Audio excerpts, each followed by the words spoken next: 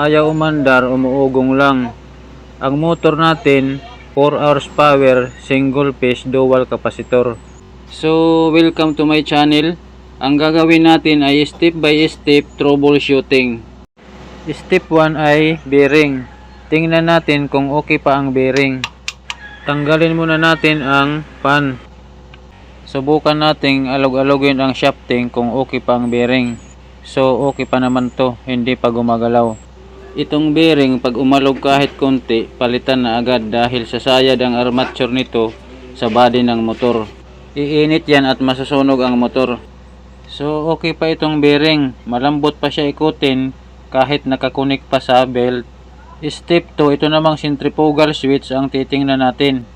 Tanggalin muna natin itong cover para makita natin ang contact ng centrifugal switch. Itong tinatanggal ko, nakakunik dito yung dalawang wire ng kapasitor at ang isang dulo ng winding ng starting. Tanggalin na natin yung cover.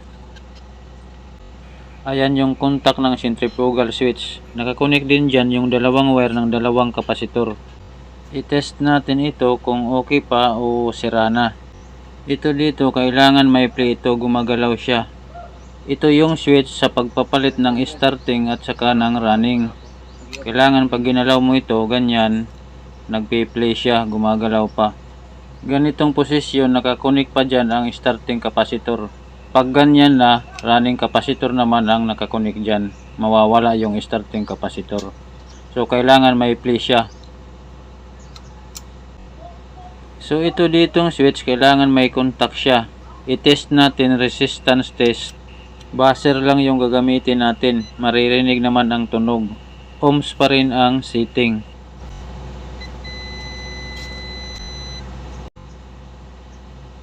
Dito natin ilalagay sa dalawang terminal. Kailangan may contact ito. Walang contact, ibig sabihin ito yung sira. Ito yung dahilan kung bakit ayaw umikot ang motor, umuugong lang. Walang contact papunta sa starting capacitor. Subukan nating itulak yung contact.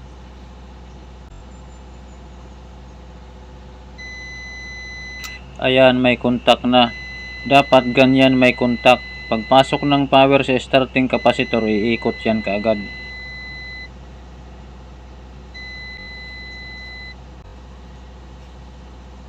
So centrifugal switch ang sira. Punta naman tayo sa step 3. Kapasitor naman ang ititest natin. Balikan na lang natin mamaya ito pag natapos na lahat natin ng step sa pag-trouble. Kapasitor naman ang ititest natin. Ang setting natin ay ohms. Tapos ilalagay natin sa microfarad. Ayan, may nakalagay dyan na NF microfarad. Farad ang setting natin kapag kapasitor ang ititest natin. Tanggalin muna natin itong dalawang kapasitor. Tapos itest natin kung okay pa ba ito o sira na.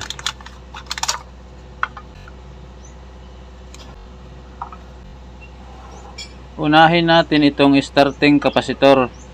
May nakasulat dito, tingnan natin. Ang nakasulat dito, 300 microfarad, plus minus 30%, 250 volt. Ibig sabihin, kapag sinukatan natin, ang kapasitans ay hindi bababa at tataas sa 300 microfarad. Sukatan natin sa tester. Pag mag-test tayo ng kapasitor, kailangan i-short natin para ma-discharge. Tapos kailangan nakaangat ang isang wire. Sukatan na natin. Ohms yung setting, tapos isilik natin sa microfarad. Ayan, naka microfarad na yung setting natin. Dito ko itutusok ang positive probe sa isang wire ng kapasitor. Itong nakakunik pa sa screw. Ang negative test probe ay dito naman sa isa pang wire ng kapasitor. Ayan, at may nasusukat tayo. 265 microfarad, 264 microfarad. Bumababa siya hanggang 263. So yan yung nasusukat natin. Ibig sabihin, pasok pa siya doon sa 30% ng 300 microfarad. Baliktarin naman natin yung pagsukat. Itong negative test probe ang ilalagay ko doon sa wire na nakakonek pa sa screw. Ayan, at may nasusukat tayo, 266. Bumababa hanggang 264 microfarad. Ibig sabihin, pasok pa siya sa 30% ng 300 microfarad. Ibig sabihin, okay pa itong starting capacitor.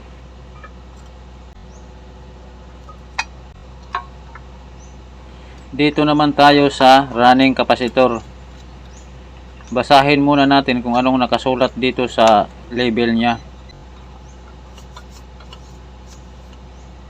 Ang nakasulat, 50 microfarad plus minus 5%, 450 volt. So kailangan ang masusukat natin ay hindi bababa at tataas sa 5% ng 50 microfarad.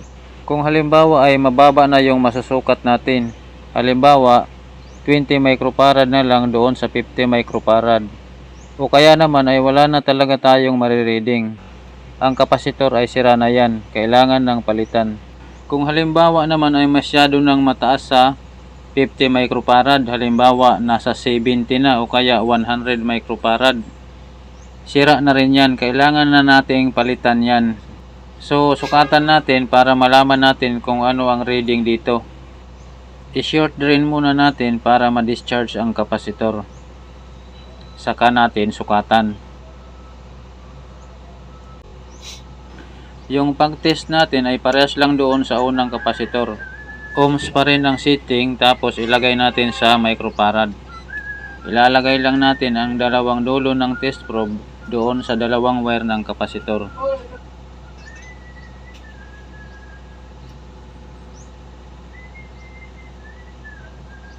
Ayan, at may nasusukat tayo, 45.8 microfarad.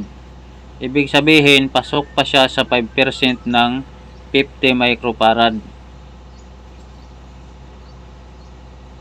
Baliktarin naman natin.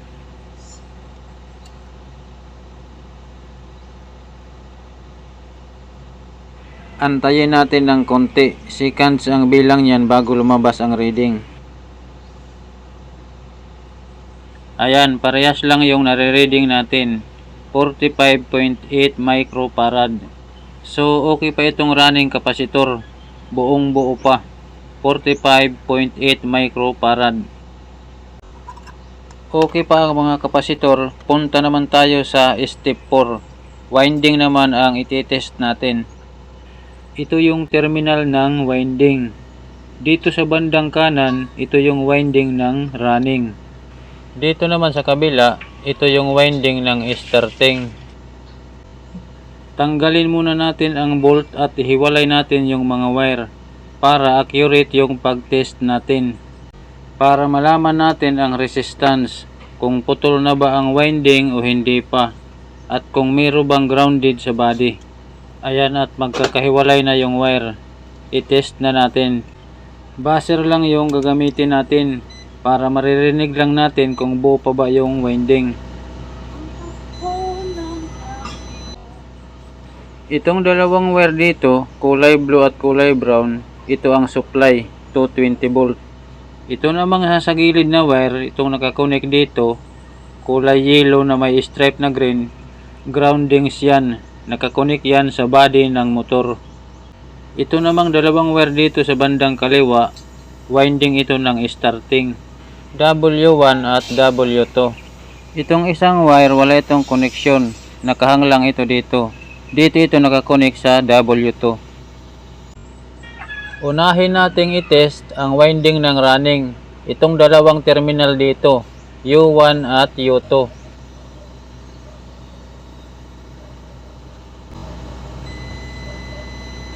Tumutunog yung tester natin, ibig sabihin may continuity pa.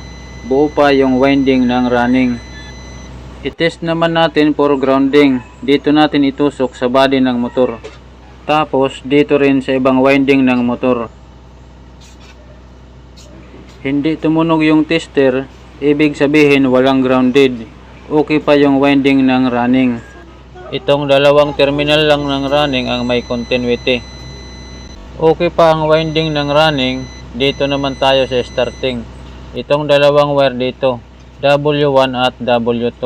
Dapat wala itong continuity dito dahil ang magkabilang dulo ng wire nito nasa centrifugal switch. Hindi tumutunog, ibig sabihin walang continuity. Punta tayo sa centrifugal switch. Doon natin i-test.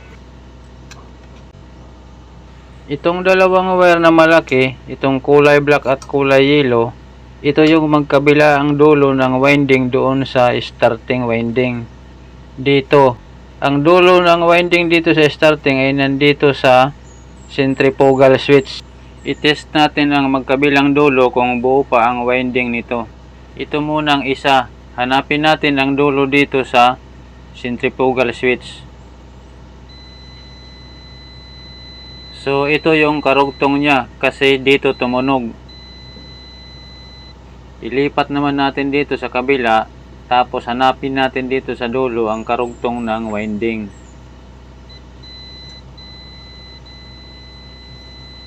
Dito tumutunog, ibig sabihin ito yung karugtong ng winding niya.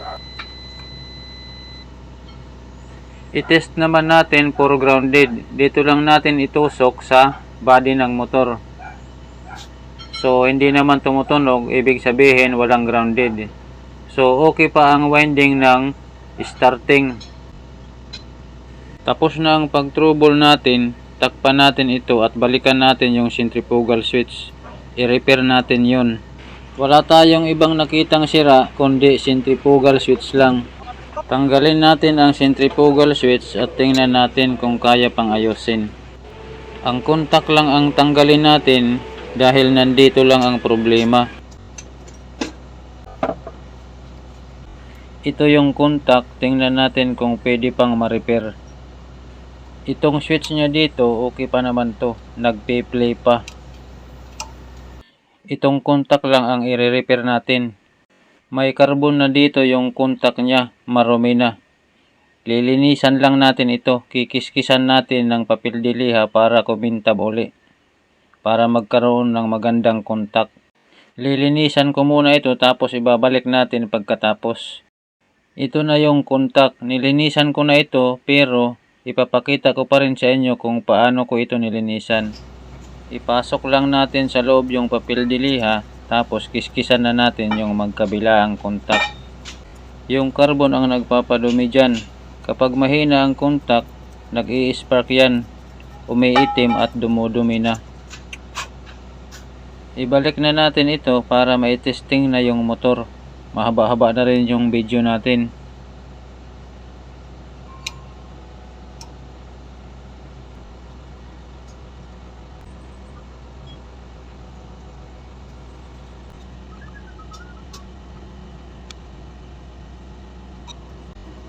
I-test muna natin kung may contact na. Kanina wala itong contact.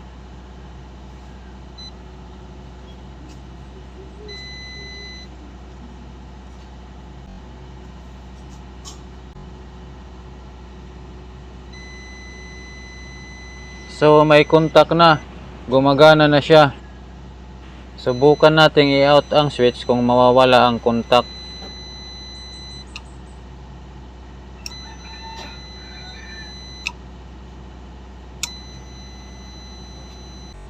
So okay na yung centrifugal switch natin, functional na.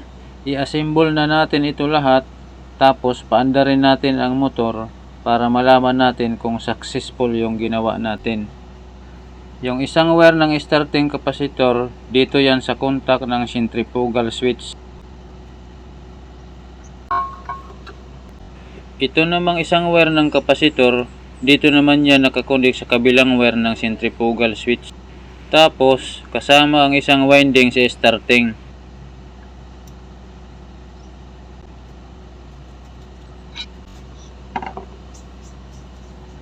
Ito namang isa pang winding ng starting, magkasama yang nakakonek dito sa tig-iisang wire ng starting capacitor at running capacitor.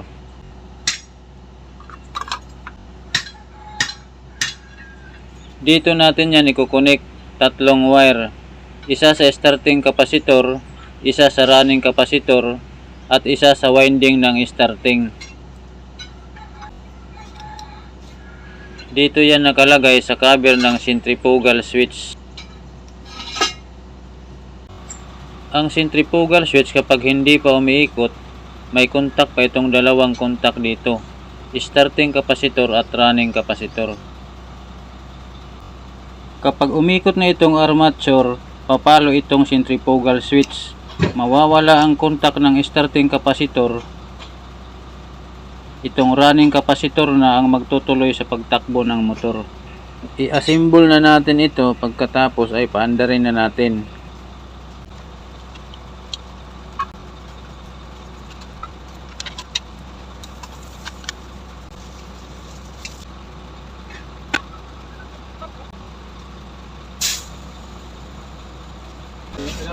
Huwag na muna natin lagyan ng pan at cover para makita yung pag-ikot ng centrifugal switch.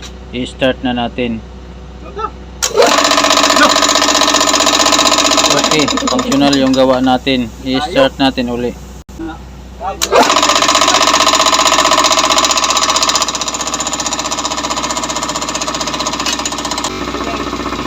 Ilog may ka ng dalaw? Ano nga, tama tayo? Ilog na tayo.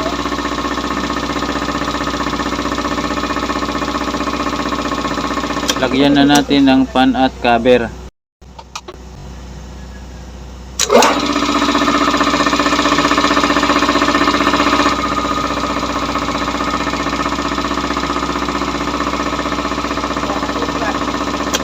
Datangin, Brad. Datangin.